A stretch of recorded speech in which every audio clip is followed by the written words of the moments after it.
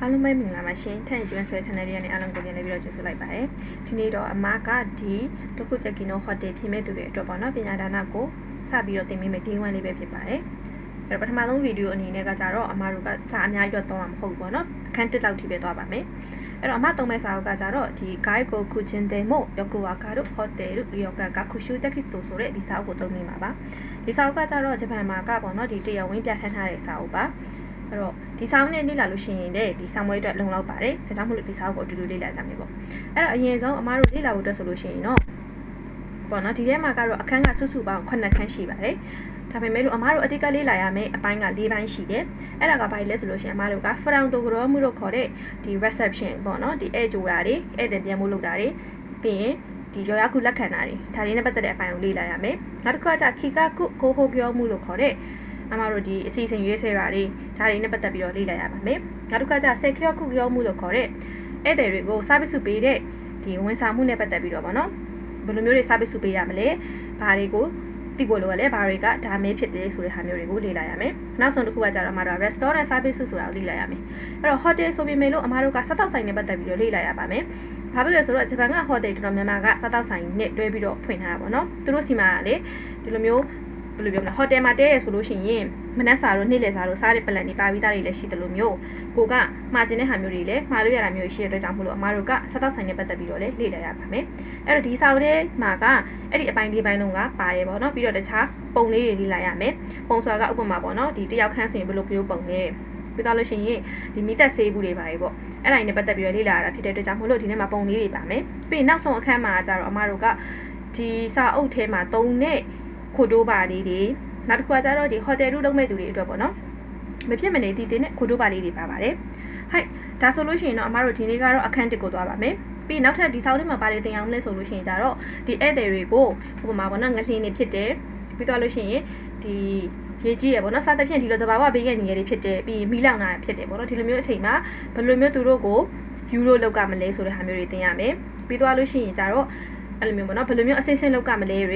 ေပြီးရင်ဘယ်ဖုန်းနံပါတ်တွေကိုဖုန်းဆက်ရမလဲပေါ့အရေးပေါ်တွေပါဖြစ်တဲ့အခါမှာဒါမျိုးတွေကိုသင်ရမှာပဲဖြစ်ပါတယ်ဟိုက်ဒါဆိုလို့ရှိရင်တော့အရင်ဆုံးကကြတော့အမတို့ဒီအခန်း1ကိုသွားမယ်ပေါ့နော်အခန်း1ကဘာအကြောင်းလဲဆိုလို့ရှိရင်ကြတော့ရှုခုဟာကုကျော်နော်ခိဆိုချီရှိကိအဲ့ဒါကကြတော့ဒီရှုခုဟာကုကျော်ဆိုတာကကြတော့ဒီတဲခိုတဲ့လုပ်ငန်းပေါ့နော်အဲ့တော့ဟိုတယ်လုပ်ငန်းကိုပြောတာပါဟိုတယ်လုပ်ငန်းတွေမှာအခြေခံသိရမယ့်ပေါ့နော်ဒီအတိတရားပေါ့ဒါမျိုးဒါဘာတွေကိုသိထားမလဲကိုကဟိုတယ်လုပ်ငန်းလုပ်တော့မယ်ဆိုရင်အခြေခံအနေနဲ့ကိုဘာကိုသိထားမလဲဆိုတာကိုပြောပြပြီးမှဖြစ်ပါတယ်အဲ့တော့ဒီမှာကစုစုပေါင်းအချက်ကဒီဘက်ကနံပါတ်1မှာကကြတော့အချက်4ချက်ပါပြီးတော့နောက်နံပါတ်2ကကြတော့ omodena shino iki ဆိုတဲ့စီမှာကအချက်2ချက်ပါပါတယ်အဲ့တော့ဒီထဲကစာတွေကဒီအပိုက်လိုက်ကြီးတဲ့ချက်စရာမလိုဘူးပြီးသူ့ရဲ့ခေါင်းစဉ်လေးတွေကိုကိုကဂျပန်လိုရလို့ရှိရင်တော့ပို့ပြီးတော့ကောင်းတာပေါ့နော်အဲ့လိုမှမဟုတ်ဘဲနဲ့မြန်မာလိုလေးပဲတိထားရဲဆိုလို့ရှိရင်ရပါပြီဒီအခြေခံအတိတရားကိုကတိထားတယ်ဆိုလို့ရှိရင်ရပြီဒီထဲမှာကချက်စရာစာတိတ်ပြီးတော့မပါပါဘူးနံပါတ်1ကဘာလဲဆိုလို့ရှိရင်ကြတော့ hotel တို့ရောက်ခံတော့ iki တဲ့ဒီပေါ့နော်ဟိုတယ်နောက်တစ်ခုကကြတော့ဂျပန်မှာကကြတော့ဟိုတယ်တစ်ခုပဲလေ့လာမှာမဟုတ်ဘဲနဲ့လျော်ခန်းဆိုတာကိုပါလေ့လာရပါမယ်လျော်ခန်းဆိုတာကကြတော့ဂျပန်စက်တိုင်းတဲခိုကန်းကိုပြောတာအမတို့မြန်မာပြည်မှာဆိုလို့ရှိရင်တော့ဟိုတယ်လုံးမယ်ဆိုရင်ဟိုတယ်တစ်ခုတည်းကိုလေ့လာလို့ရပြီဒီမှာကကြတော့ဟိုတယ်ရဲ့လျော်ခန်းရဲ့ကိုတွဲပြီးတော့လေ့လာရပါမယ်နံပါတ်1ကအိုခယာကုဆာမှာနော်အစိမေတို့ဇိုင်းဆန်ကိုမာမိုတို့ဒီဧည့်သည်တွေရဲ့အသက်တွေပေါ့နော်သူတို့ရဲ့အသက်ရဲ့ပြီးရင်သူတို့ရဲ့ပိုင်ဆိုင်မှုတွေကိုကာကွယ်ဆောက်ရှောက်ကနေတဲ့အဲ့ဒါကဘာကိုပြောချင်တာလဲဆိုလို့ရှိရင်အကယ်၍ပေါ့နော်ဒီလိုမျိုးသူဒီမှာပြောထားတယ်ပေါ့နော်ဒီဧည့်သည်တွေမှာပါလာတဲ့ဒ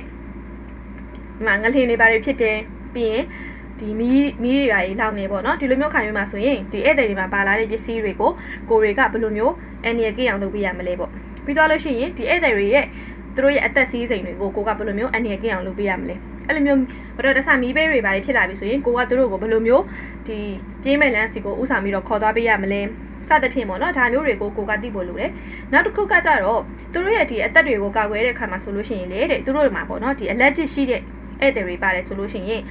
သူကတော့ဥမာပေါ့နော်ကြက်ဥနဲ့မရဘူး allergic ရှိတယ်စသဖြင့်ဒါမျိုးတွေကိုတွေကသိထားဖို့လိုအပ်တယ်အဲ့လိုမျိုးမှသူတို့ဒီစားတဲ့အခါမျိုးမှာဆိုရင်ဒီတဲ့ကတော့ဒါကြက်ဥနဲ့ allergic ရှိတာဖြစ်တဲ့အတွက်ကြောင့်မို့လို့ကျုပ်ဒါမဲဆိုတဲ့ပုံစံမျိုးပေါ့နော်အဲ့တော့သူတို့ရဲ့အသက်တွေသူတို့ရဲ့ဒီပိုင်ဆိုင်မှုတွေကိုကာကွယ်တယ်ဆိုတာကဘာကိုပြောရလဲဆိုရင်နော်ခုနပြောသလိုပဲမီးဘေးတွေဖြစ်တယ်ပြီးတော့လို့ရှိရင်ငလျင်တွေဖြစ်တယ်ပေါ့နော်ဒီလိုမျိုးဖြစ်လာတဲ့အချိန်မျိုးမှာဆိုရင်သူတို့ကိုဘေးလို့ရအောင်ဘယ်လိုမျိုးလမ်းပြခေါ်ဆောင်သွားရမလဲသူတို့မှာပါလာတဲ့ဒီတန်မိုးကြီးပစ္စည်းတွေကိုဘယ်လိုမျိုးကာကွယ်ပေးရမလဲပြီးရင်သူတို့ဒီ allergic ရှိတဲ့ဧည့်သည်တွေကိုကိုကဘယ်လိုမျိုး ပေါ့နော်ဒီလိုမျိုးဝေးစားမှုတွေပေးရမယ်စသဖြင့်ဒီအခြေခံသဘောတရားတွေကိုသိထားဖို့လိုအပ်ပါတယ်တဲ့နောက်နံပါတ်2ကကြတော့အိုခရကုဆာမာနိခိုင်တဲ့ခီနခုကန်အိုဒေကျော်စုတို့အဲ့ဒီတွေကိုပြည့်စုံနေပေါ့နော်တတရှိတဲ့ရဝန်းလေးကိုတဲ့ကိုတွေကဖန်တီးပေးကြမယ်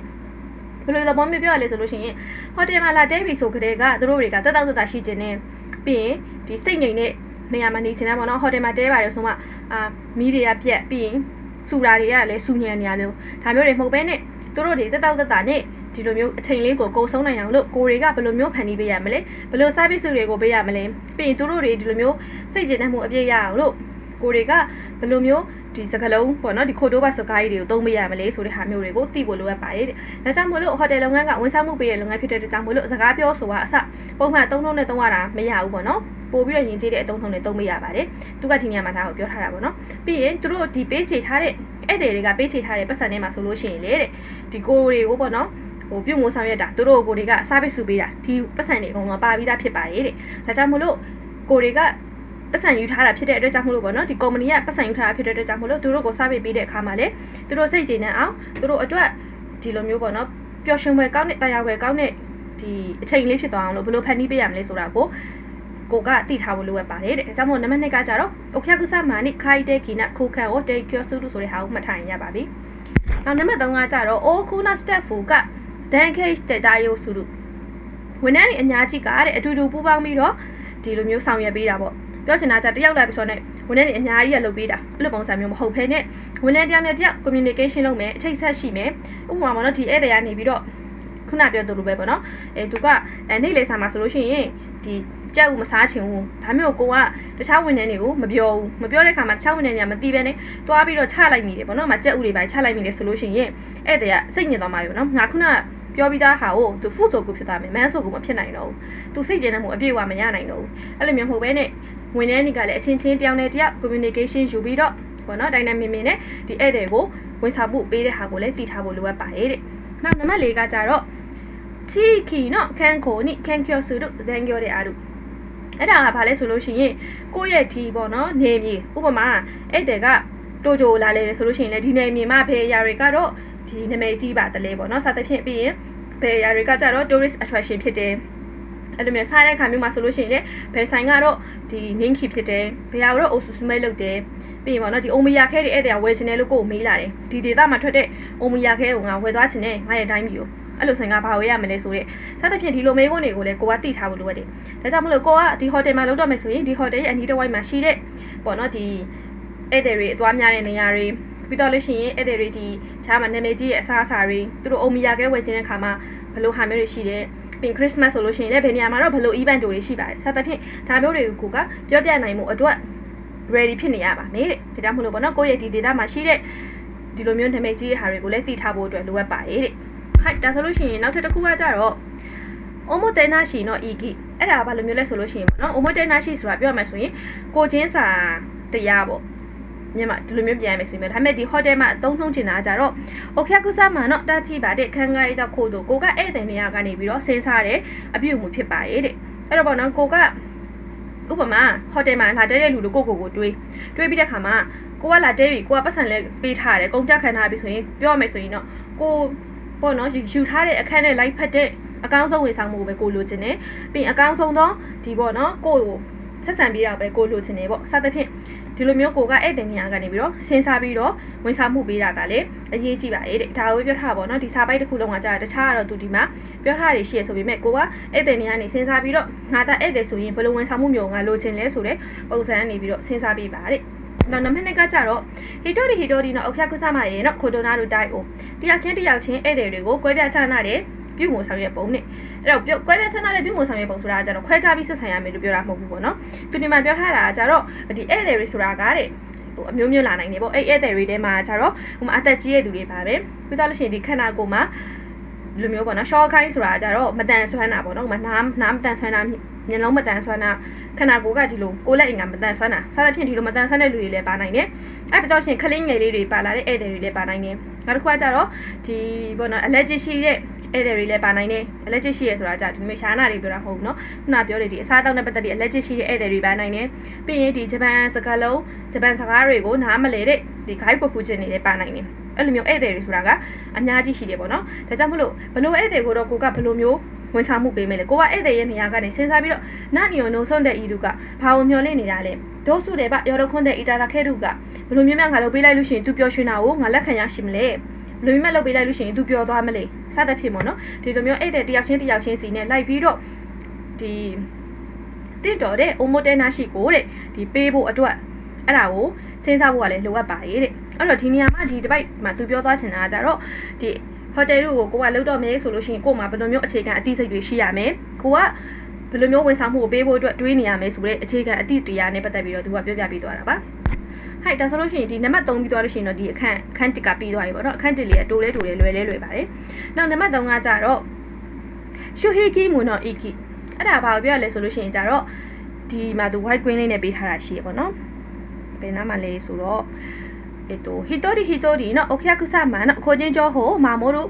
ဂီမူကအာဒီမတ်အဲ့တော့တယောက်ချင်းစီရဲ့သူတို့ရဲ့ဒီပုံကိုရေးရအကြောင်းညာပြောမယ်ဆိုရင်သူတို့ရဲ့